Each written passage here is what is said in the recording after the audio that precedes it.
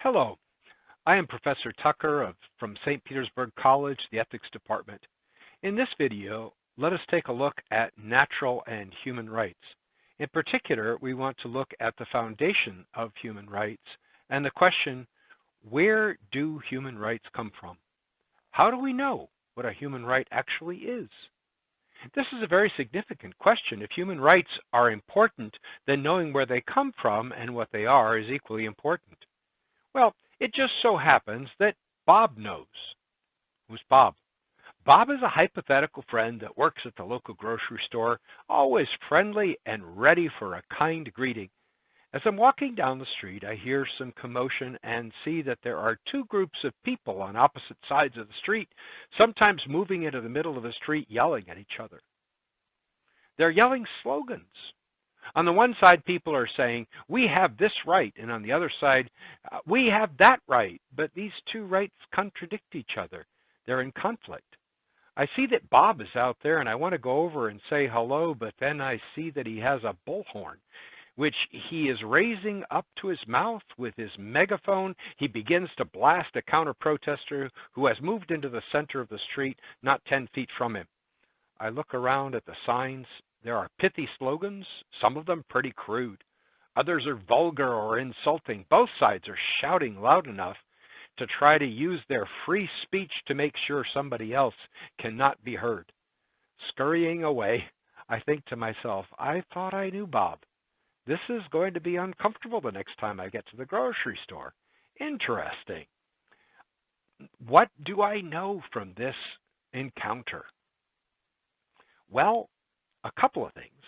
I know that Bob's side and the other side both are very convinced that they're right. Since they're using vulgarities and insults, I assume that their conviction is pretty extreme. As they get into each other's faces, it's clear that the issue is very important to them. It also appears that they think that if they can say what they believe strongly enough with harassment and insults and intimidation, they will find a way to make the other side agree with them. But at least that's not how I work. As a matter of fact, that stopped working with my children when they turned 13 or 14 years old.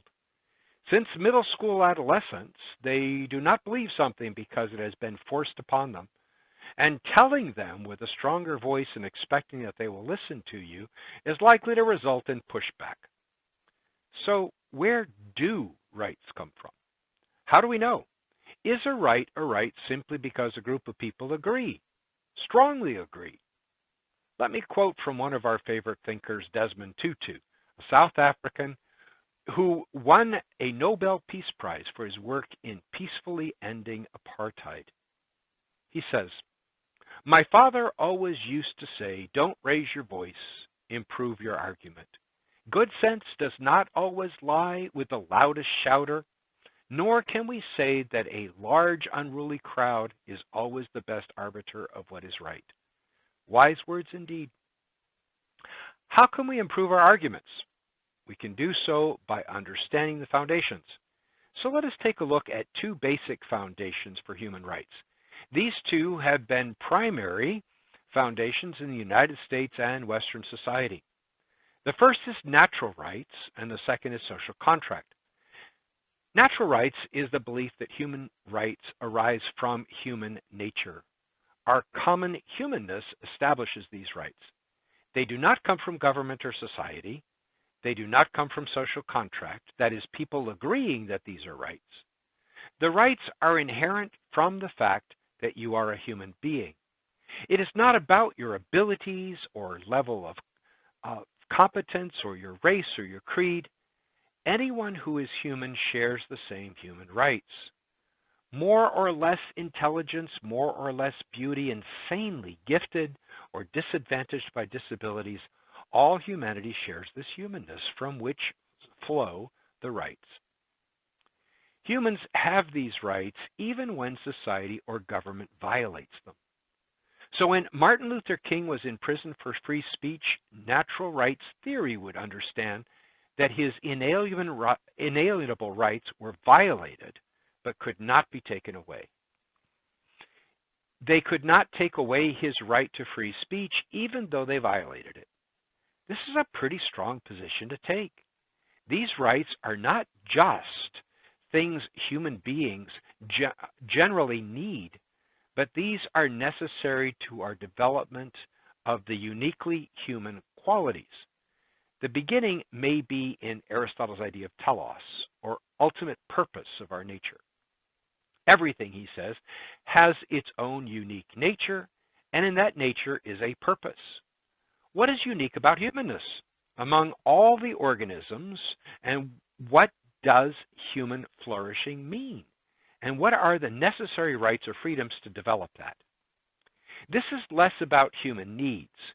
We should care about things like housing and food, and and many would argue that we have a responsibility to one another with regards to human needs. Natural rights, however, refers to the freedoms necessary for us to develop our humanity. How should this work? Well, to illustrate, let's look at one issue.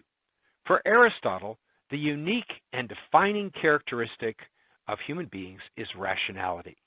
This differentiates us from all the animals. Animals do not have an ability for abstract thought. So can a person develop rationality without thinking stupid stuff? Unfortunately, in my experience, no. The first time I try to propose something that seems like a really good idea, it usually comes out much less of a good idea than I thought. And I usually find out the weakness of my thinking by discussing it with someone else. So can a person develop rationality without saying stupid stuff? Not just thinking it, but saying it. I think not.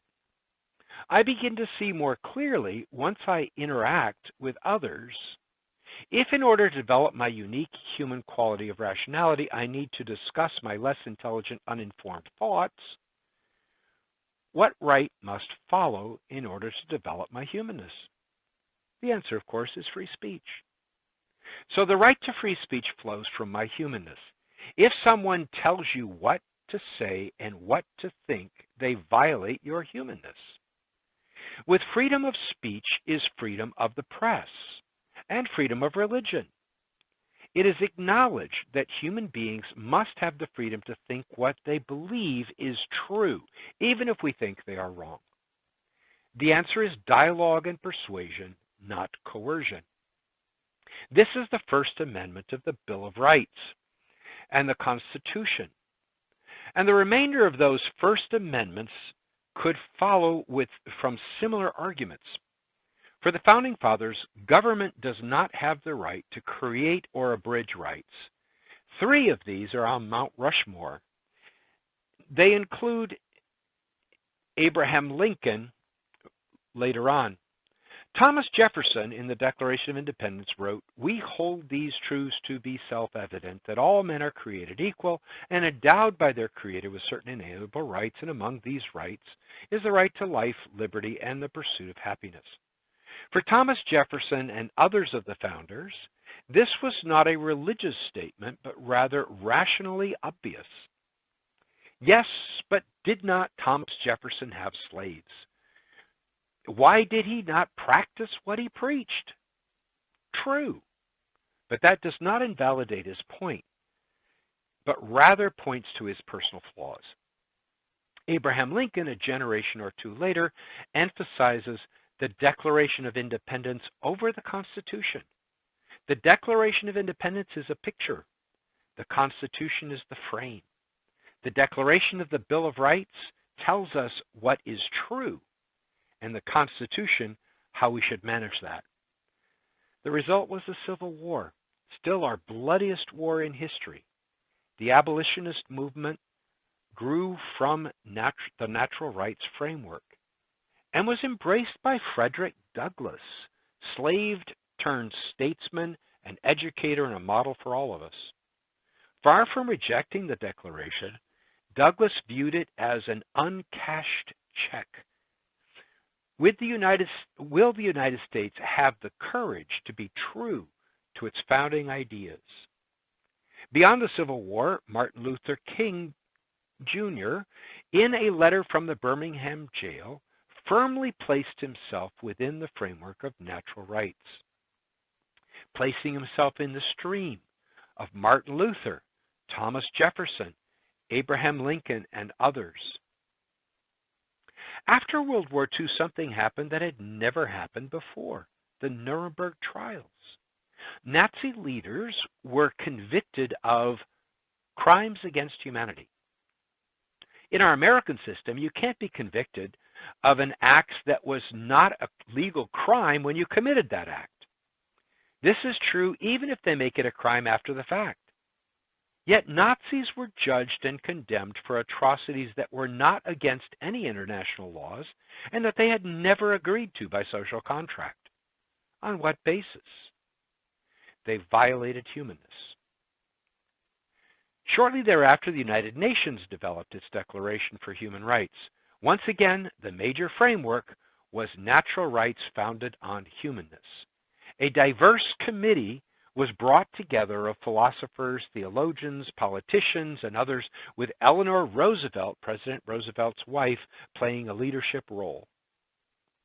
Though it was easy to see that people of faith might draw to this perspective, there has been a strong representation of persons agnostic or atheist who nonetheless believe in some form of humanness and human nature and draw natural rights from that.